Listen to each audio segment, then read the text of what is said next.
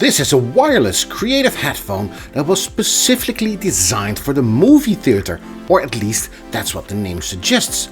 But why then does it also work with Windows, Mac, PC and the Switch? Well, that's because this headset is probably aimed more at gamers than the creative marketing team wants you to know. What makes this headset work and how good is it? And what are its features?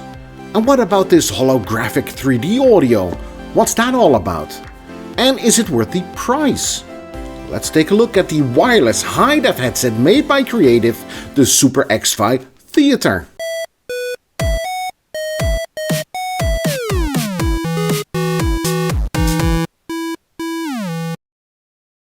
Well, hello there everyone and welcome to another video over here on Anton's Hardware channel. Winter is coming and it's getting darker and darker outside. The time of the year to do some decent gaming. And doing this of course requires a decent headset. And that's where the Creative Super X-Fi Theater comes into play. A hi-fi headset with a detachable microphone.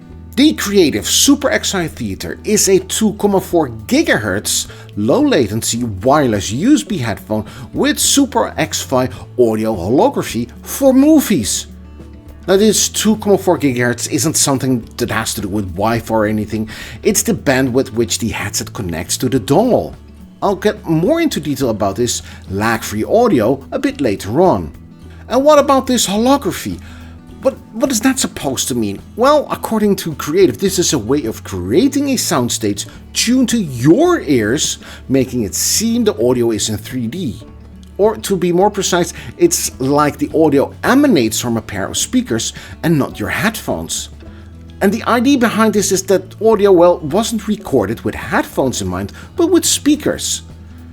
Creative emulates this with a technology called Super X-Fi. And this was also present in the GC7 and external sound cards, which I reviewed some time ago, and I wasn't too impressed by this. Now, to be able to use this technology, you need an app on your mobile phone to measure the shape and the size of your ear.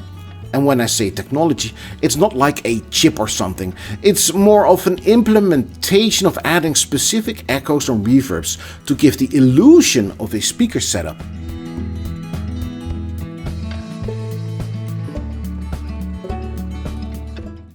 The app itself doesn't give too much information. You can browse music, personalize the audio, it has an equalizer and it manages my device and account. It also has a tutorial and an about. Let's focus on the personalize, and here you can see that I have made a head map of my head on September 13th with a 3rd generation device. Let's add another one. Now I'm not going to take pictures of my ears when I have photos of more delicate ears right in front of me. Let's scan those. And after some calculations are done, you get a personal audio map. Et voila, a new map has been added. Don't forget to upload this to your device as well. As the regular viewer may already have guessed, I don't like anything that makes it seem like it's 3D. It's always the same echoes and reverb to make it seem like it's 3D, but it really isn't. If you want to check this for yourself, close your eyes and see if you can pinpoint something from that audio. Can you hear the instruments in front of you? I mean, really in front of you, not somewhere in a cloud or a space around you? Can you hear the violin, the piano, the guitar and pinpoint each location in 3D space? Or is it just a big blob of audio? Well, that's what's annoying to me. It isn't 3D like in real life, or you could pinpoint each of those instruments. Also, I tried the 2 different versions of the scans, the initial scan of my ears I made in September, and then the one I made with the lovely lady on the November 5th. I could not hear any difference.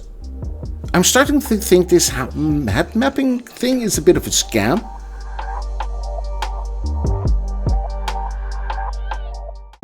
Something that isn't a scam is the wearing comfort, because this is a very important thing when using a pair of headphones. This may be even a more controversial subject, by the way, than audio quality, and that is because my head may be large compared to yours or rather small to the other, so mileage may vary depending on the shape of your head. The ear cushions are made with soft protein leather. Now I don't know about you, but this sounds kind of disgusting. It's almost like a protein shake is drizzled over some leather and then leaving it to cure for some time. But when using the headset, that really doesn't matter. The comfort is great. I've done some gaming sessions and even after a couple of hours they fit perfectly and don't hurt your head. Even though my ears are rather large, they still fit inside the ear cups. Another detail I like is the headband. It looks quality and it definitely feels that way. The headband itself, of course, can be adjusted in size and is large enough to fit even a large head, like my brother-in-law has. The headset with mic weighs 346 grams, which is a bit on the heavy side, but that's mainly because of the battery that's included inside the headset. Speaking of which, the battery life is supposed to be 30 hours without the use of RGB. And that may be true, I cannot confirm this. I've tested the headset for a long time and only had to charge it for a couple of times. On the outside of the headphone you can find several buttons, inputs, outputs, as you can see in this picture. Included in the box is also a USB extension cable which you can use. The TX wireless transmitter can be inserted vertically into this extension cable. The TX wireless transmitter on the left is mandatory, by the way. You cannot use it with regular Bluetooth like on your phone, but we'll dive into that a bit shortly. As with any gaming headset these days, there's also RGB. Now, I've been tinkering with PCs and audio for more than 30 years, yes, I'm that old, and I've seen the shifts from basic PCs with just the on-off and the turbo LED to cramming in as much colored lights as possible and then back again to nothing, and now we're back again with cramming in RGB into everything. Into keyboards, mice, desktop speakers and even a headphone stand. For those I can sort of see the coolness, but I still don't know why RGB is a thing on a headset. Why is it there? You cannot see it yourself, only the wife or the girlfriend will see it, and they probably don't care. Maybe it's a cue for them that you cannot hear them when they're nagging about some chore you were supposed to do. Other than that, it's useless. But at least on the theater, it's not a disco fest as I've seen on so many other headsets, it's more of a delicate line.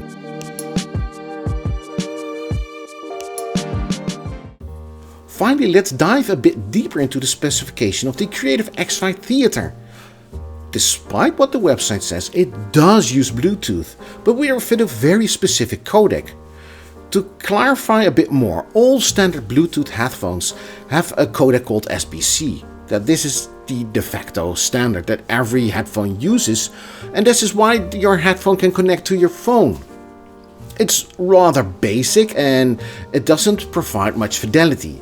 Better codecs have been developed since SBC was conceived, but nearly all of them are proprietary. One of those is aptX by Qualcomm, which is a whole family of codecs. Okay, technically aptX wasn't developed by Qualcomm, but this is a whole different story. They just own the rights now. Anyways, Creative chose to use aptX Adaptive and not implement SBC as the standard. Now you may ask why I think this is the one used. Of course, Creative makes it seem like they created a whole new codec by saying the built-in Ultra DSP that powers the Super X5 technology and the proprietary digital audio transmission technology. But making a proprietary codec isn't something within Creative capabilities and wouldn't even make much sense. It would be too expensive to embark on such an enterprise. Even more when there are more than enough already created and provide great fidelity like aptX. The one Creative used for the headset. And why? Well, the low latency is a bit of a giveaway. aptX is known for its low latency. The aptX LL is a very low latency, hence the LL. But I don't think that one was used here, since I can crank up the word up to 24 bits and 96 kHz on the sampling rate, and thus it has to be the aptX Adaptive, which is great, nice fidelity and low latency, just what every gamer wants.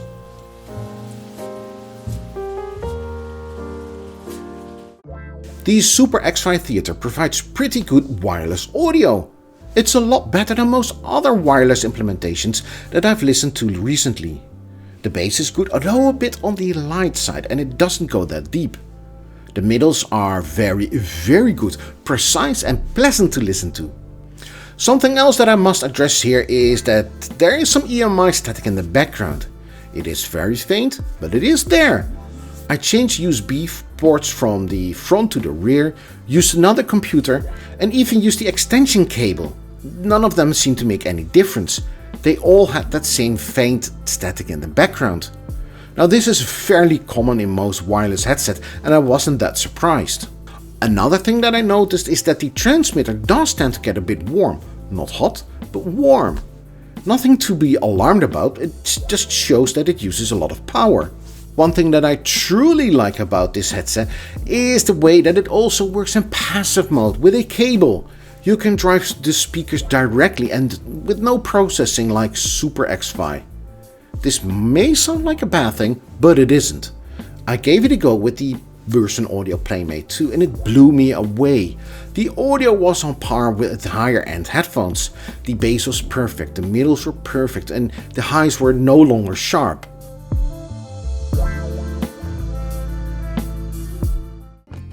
And now for my conclusion. Well, to my horror, the creative Super X-Fi Theater isn't available anymore.